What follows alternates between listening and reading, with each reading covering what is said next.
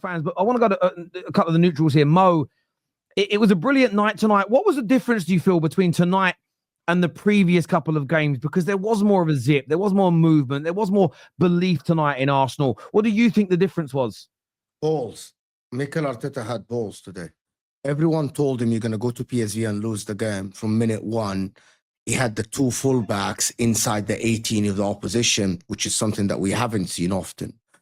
And he trusted the players that even though I don't have the attackers, we're going to win. We are a better team, which is what he hasn't done in the league in a lot of games. Mikel Arteta today told the players, and I'm sure he told the players, we are the better team than these guys. Let's go out and score early against them. And it was very obvious. When you see Lewis Kelly and Timber inside the 18, Declan Rice crossing from the byline, and Odegaard and Thomas Partey around the 18, you can tell that Mikel Arteta was not fazed by the comments that was made in the media earlier today and yesterday that Arsenal will go and struggle against PSV. Everyone, by the way, all the rivals fans that are hating on Arsenal now, Igal can tell you, I was this morning on Igal channel and he asked me, what do you think? I said, you should not be worried at all, by the way. And everyone told me, you're deluded. Arsenal will go to Holland and they would lose. Arsenal are not favorites against PSV. And I said, Arsenal are going to be very comfortable because the difference in quality is so apparent. In the defense, in the wingers, in the midfield, it's so apparent. But people don't believe that when you tell them, they think you're glazing Arsenal. But it showed today. There's a massive difference in quality between this Arsenal team. And also, I got to say one more thing. Last season, when Arsenal played Porto, Arteta was scared because it was his first time in the knockout stages of the Champions League. Now, this season, you watch, the second season, he's learning. He's like, I have an Arsenal team that is capable of scoring goals. So I'm just going to play on the front foot. That is what he did today. A lot of people actually said that Arsenal haven't learned anything. Today just proves that they learned. They learned from last season. They went away. They're going to risk the players in the second leg. And they were just the better team on the pitch. And they're sending a message. Even, by the way, Declan Rice said people should be scared of Arsenal. He said that Madrid team should be scared of Arsenal. Not the other way around. You been watching my content? Was he stealing my bars? He literally said that, actually. I've also heard that Arteta said the word humble in his interview. People are putting that in the comments. So, that'll wind up. Then listen, I agree with you. I do. I think what you said there about the fullbacks pushing on. Arsenal just played like they did in that first 6 months of the first season they challenged, like the second half of last season. It was just a team that went out there and demonstrated how good they are. They attacked. It helped the wide players because they had support, because the fullbacks were pushing forward. Yes, as Brandon said, it leads to you conceding other opportunities. But if you're going to win this tournament, there are times in the game where you're going to have to take risks. Simple as that. There are times where they're going to have to take risks. And yeah, I think, as you say, I think the manager got his spot on today. And there's a few comments here. One here says, the pain of losing the league to Liverpool was the performance. I see nothing more but acceptance. The league is gone. I mean, it's better to see. Yeah, the league is gone now. The league's gone. But isn't it better to see this response in the Champions League than them go out because they're moping? Again, it's the league is gone. Everybody has to admit that. But I also think as football fans, we have to learn to not wallow. We have to learn to not wallow because there is still something to play for. And do you know, I can guarantee Arsenal are not going to win it if the fans and the players and the manager give up. If they give up, they guarantee they won't win it. They're not the favourites, but imagine giving up. I think giving up is much worse than losing valiantly and trying, me personally. Yeah, can I say something before? Everyone in the chat that don't like what I said about Arsenal. So you guys are guaranteed that Real Madrid will smash Arsenal. All of you fans, every rival fan, you guys guaranteed that both Atletico Madrid or Real Madrid. Or if Arsenal, even if they lose, with a 1-goal margin, have a good game, give it a go against Real Madrid or Atletico Madrid, you'll come back and say, we told you so. No, you didn't. You are telling us, everyone is telling us that Real Madrid or Atletico Madrid would smash Arsenal. So I'm expecting for everyone that is saying that in the super chat or rival center are salty to at least 3+ goal margin. That is what's called smashing. That is what's called a team that is not up to the task. But if it's a tight game and Arsenal give it a go, don't come here and say, I told you so, because you're wrong, right? Because you're wrong. Like what everyone said, Atletico Madrid versus Real Madrid, it's only a narrow game, 2-1. That doesn't mean that Real Madrid are better than Atletico Madrid. It could have gone either way. So if that happens, I would say Arsenal went out, right? With like respect and everything. If they win, they win. But don't come back and say, I told you so when it's a 2-1 or penalties. Like, don't come back and say, I told you so. But it's like tonight, isn't it? And that's where it's like, oh, it's only PSV.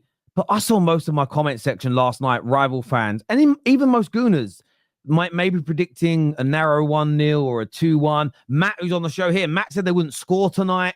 Yeah. Rivals said they were getting beat. You can't say that. And then when they win 7-1, so it's just PSV. It's bad banter. Just be a man, hold your hands up and say I got it wrong. Now I predicted an Arsenal win, but I was six goals wrong. I'm not claiming victory. I got it massively wrong. And it doesn't even matter. This comment here says, I'm not happy for Arteta. He's Barca alumni. I'm happy for Arteta. He's Barca alumni, and he should know how to win. Debbie, it's a long time since I've seen you here super chatting on the Football Terrace. Welcome back. Massive thank you for the super chat. I appreciate it. I hope you are well and good. It's only PSV talk is just changing the narrative all week. I've heard they were going to knock us out. Now we've smashed them. The goalpost move. Saliba top. Yeah, Saliba was great today, Jack. He really, really was great today. Every time when Eri does the business, Jason Cundy cries. Yeah, I bet he is. I bet he's getting crying. Why is he crying? Terry, you know what to do, man. Terry. Well, didn't I tell you when you sent me that clip? Yeah. When you sent me that clip, this is what I say about content. You let it marinate. You wait for the. I learned this reading the Harry Potter books. In the final book, there's a scene. There's a scene where Professor Snape turns around to Dumbledore and says, "So you've just been basically bringing Harry Potter up and letting him live to kill him at the right time." That's how I view banter. Sometimes you got to wait to when to put that out because I'm going to cook crazy with that. I might even leave it until one of the Madrid. When you play one of the Madrids, because if he does it against them, it'll be even better. But we'll see. It will be light work for Real Madrid, is what Jaden said. Okay, then I want to see you here, Jaden, after the games. If I want to see you here. Yeah, light work to me, I would call that winning by 3 clear goals. 3 or 4 clear goals over 2 legs is what I call light work. So we'll see what happens. Enigma here says, any team that opens up against Arsenal will be in trouble. That's why I prefer Madrid over Ati. Brandon searching for words. Just give it up today, bro, is what Enigma says here. I agree with that. Here you want that. Before I go to Omar, I want to get Igal's thoughts. It's his team tonight. Biggest win you've ever seen in Champions League football history. Why was it so good tonight? And tell us how you're feeling, mate. Bro, I think I was like 14 when Henry won against Real Madrid. Does that count? Yeah, but that's not the biggest win. It's not 7 goals, bro. No, I thought you meant like the biggest win, like individual. When I say biggest, I'm talking scoreline. Some people, I think, beating a world-class AC Milan 2-0 away from home in 2028 is a better result. But I'm talking big as in scoreline. Yeah. Bro, this got to the point. This got to the point where it's like you're watching and you're like, we're scoring so many goals so quick. You haven't even just celebrated the first one properly. Like when Martin Odegaard scored, I swear to you, I look down, I look up, and Trossard put the ball in the back of the net again. I was like, what the hell? It got to the point where it was so great. Mikel Arteta basically just said, you know what, guys, keep going. Because before we would be 2-0 up and it would be like, you know what, let's hold on to the lead. Let's protect it. Let's try to shut up shop. But we've seen the opposite today. We've seen a situation where a team was 2-0 up and they're like, we're going for the throw. We're trying to end this tie. And luckily we got gifted the 3rd goal. But then from there, it was like, you know what, they scored and the mentality right away was second half, Odegaard, goal right away. And it was a great performance from a lot of the players. I think some people that people don't talk about is like Timber's first goal. What a pass from Declan Rice, right? The passes in some of the link-up play today was back to what we were seeing, as you said, Terry, from a couple of years ago. And it was just the freedom out there. That didn't look like a team that was missing 4 of their best attacking players today. We scored 7 goals with 4 of our best attacking players out today. Yeah. And people are going to say, oh, Arsenal are not being taken serious. Arsenal are a joke. Arsenal this. People were questioning if we could be PSV. I even got sucked into that because I was like, you know what? I didn't know where our goals were going to come from.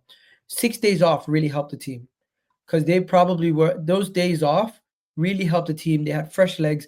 You could tell that they're ready. And hopefully we can see a similar performance versus Man United, because Man United are going to be playing Thursday and we're going to be playing on the weekend, having more rest than you. So hopefully it can help us going forward. But forget about the league. The league is done. We already know about that. Champions League, round of 16, to have this kind of performance, I got to give the players, the manager, everybody credit. And you know what? I'll agree with Brendan on one thing. The manager gets a lot of the blame. Today, he deserves a lot of the credit for singly one thing. Not only the substitutions, but letting these guys run riot.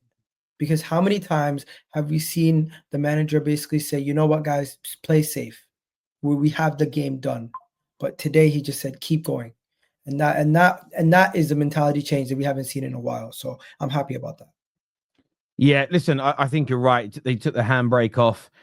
And I see a few comments stating that maybe it was just the last part of the last two performances in the league had just been the players knowing that even if they win, it's unlikely they're going to catch Liverpool. Maybe that's in the back of their minds. Maybe there was a bit of renewed belief today. Look, I think we'll see for the next couple. I mean, the great thing is you've got the Arsenal match, the Man United game, which obviously you're going to try and win now. If you don't even need to play a full strength team next week, you can rotate, you can give players a bit of a week off. And that's massive because you can get that rest in, and I think that's key at this time of the season. And when is the quarterfinals? What's the dates of the quarterfinals? March. Is it after the break? It's after the break. So again, if you can get Martinelli, maybe even Saka back by then as well, it's going to be interesting times in the next round.